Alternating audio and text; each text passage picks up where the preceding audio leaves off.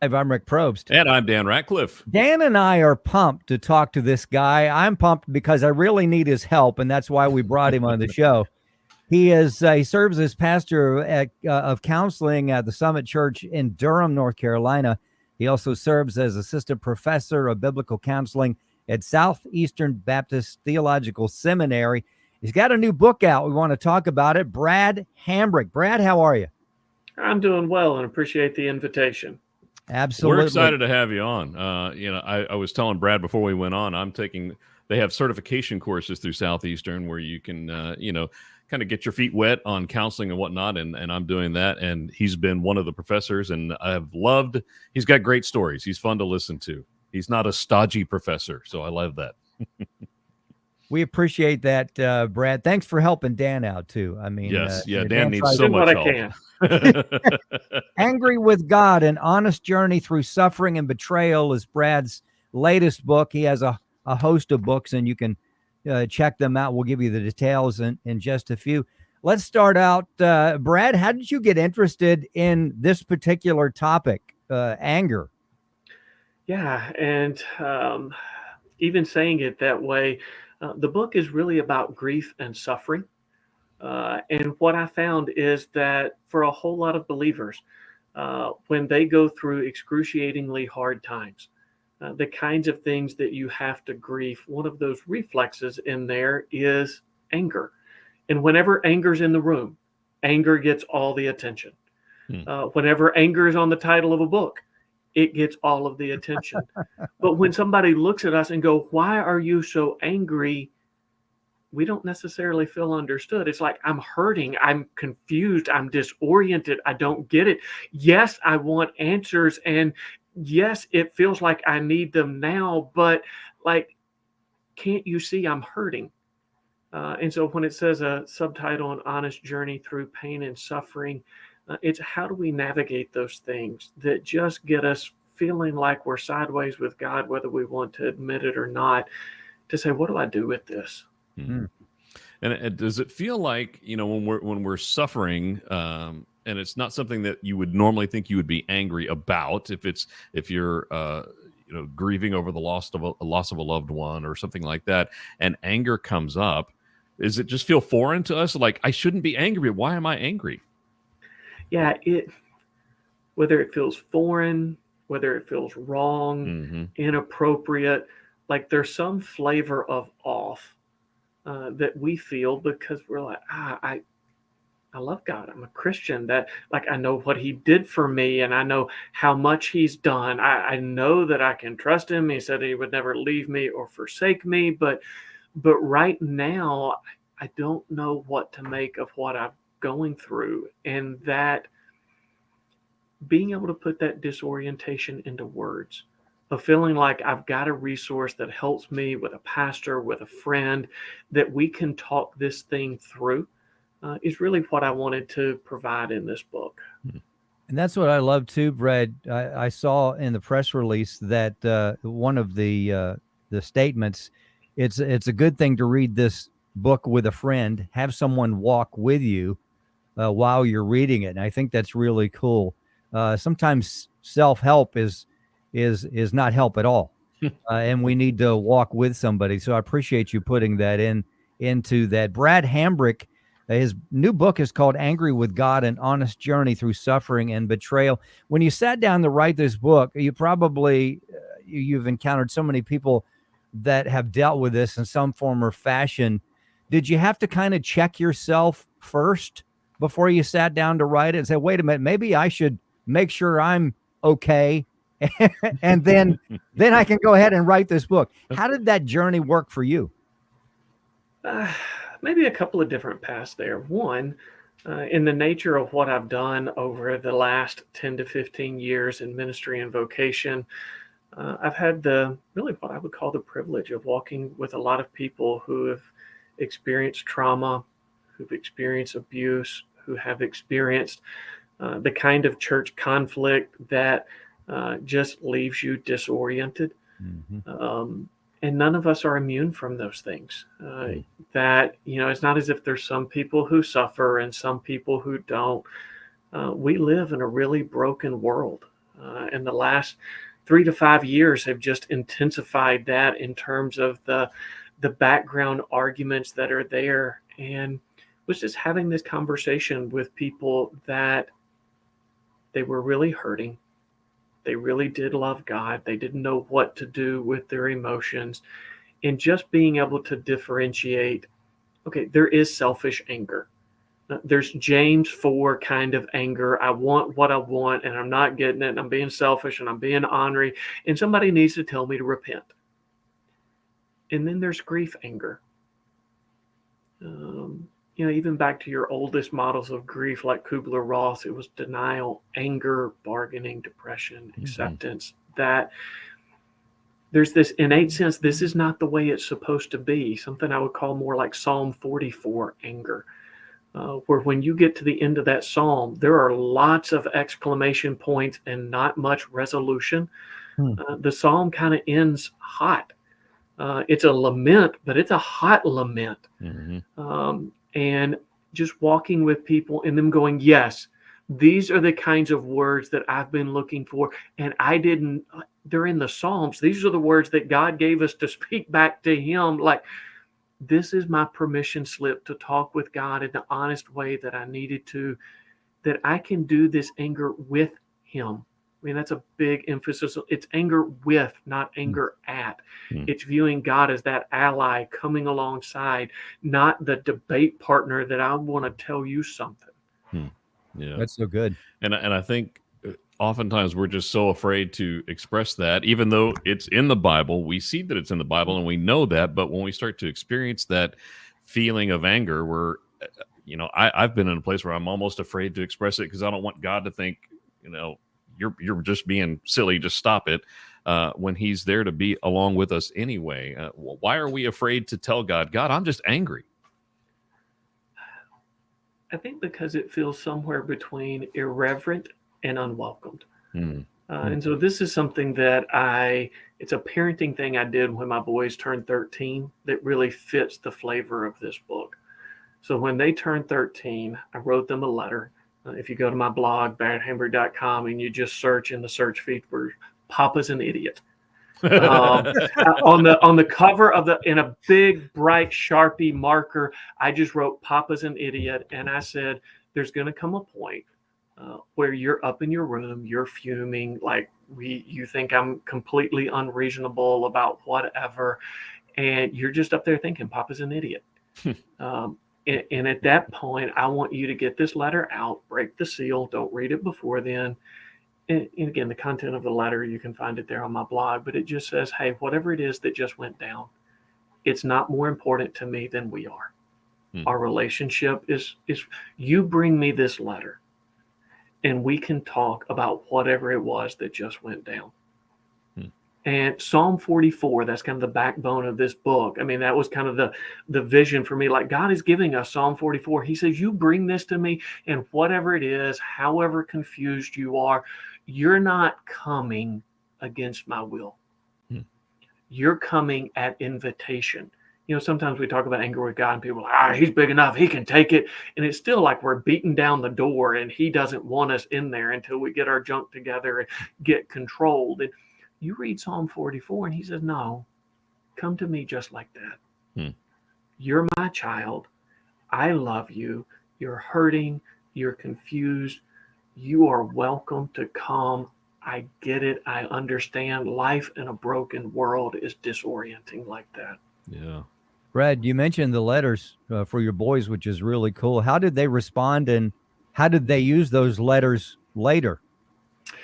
Well, so far, neither of them have brought me the literal letter down the stairs. Well, that's good. But I do think the visual of that, of just saying, hey, there's going to come a point where like you're wanting freedom and we're not in agreement on exactly how old you are and how much freedom that comes with that.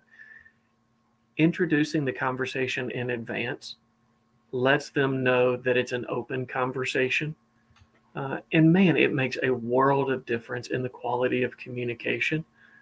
And I think it's the same way between us and God. When we feel like we're not welcome, when we feel like these are not things that we can talk or pray about until we get to the spot that we have to be in to get to talk with Him, it makes things really crunchy between us and God.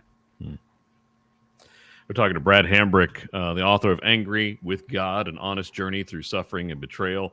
Now, Brad, you lead the G4 counseling ministry at the church there at Summit, which is kind of a peer and a lay counseling area. What would you say to those just in the church who aren't necessarily, counselors, who are coming alongside a friend in their small group that is dealing with anger like that? How would you encourage them? Because sometimes we're afraid to walk into those people's lives and say, no, it's okay. How would you encourage people to come alongside those who are struggling with this anger? Yeah, one of the things that, if anybody's heard me teach more than once or twice, you've probably heard me say, counseling is a word like dog. Dog is a word that has a semantic range that covers everything from a poodle, which is a cat that barks, to a Great Dane, which is a horse that people let live in their house. I love that.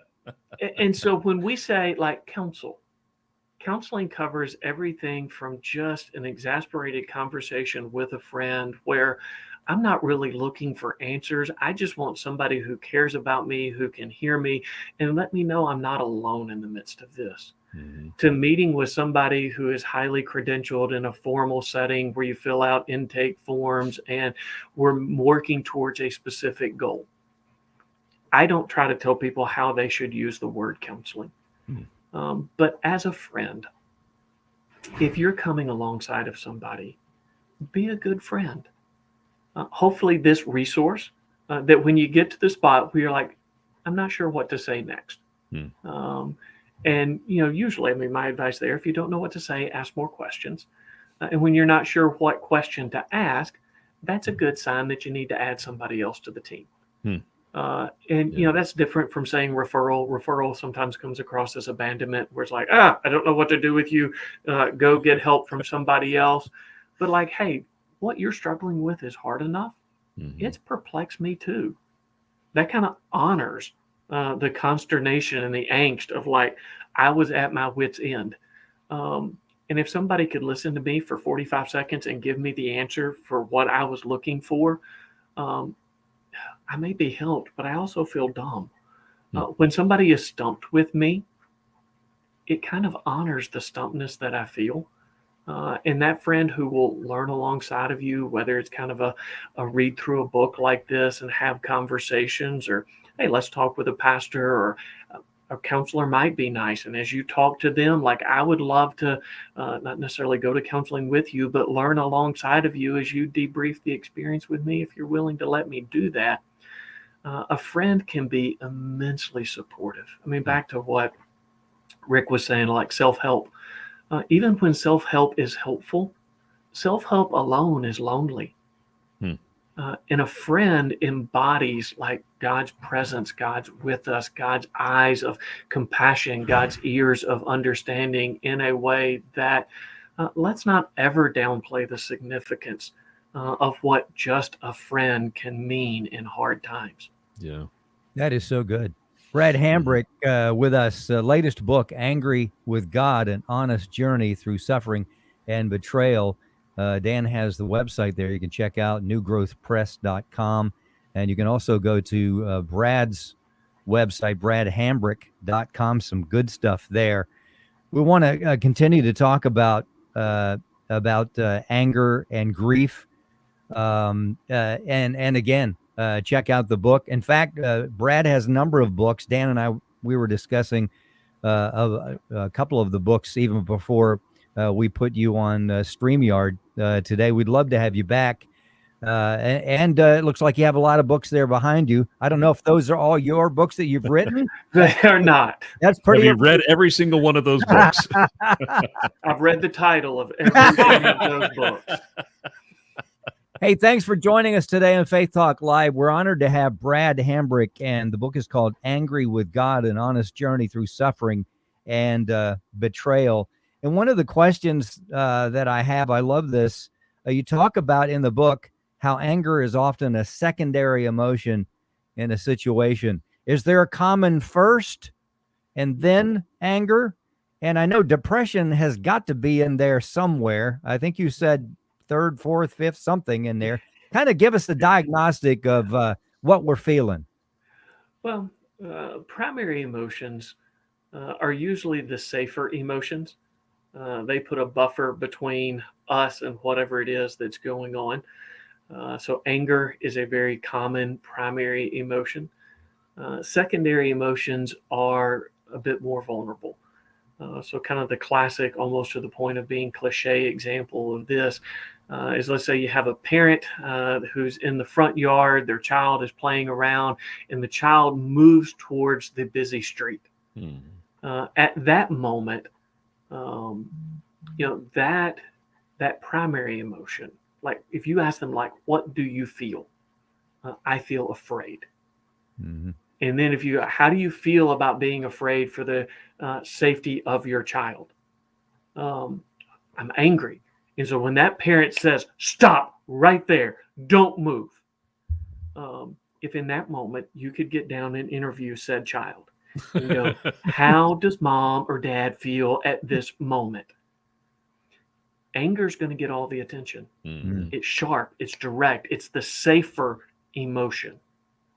Now, if you go to that parent and try to correct them, like, hey, you need to calm down. Seems like you're a little too wound up. Like in this situation, feel like maybe you overreacted.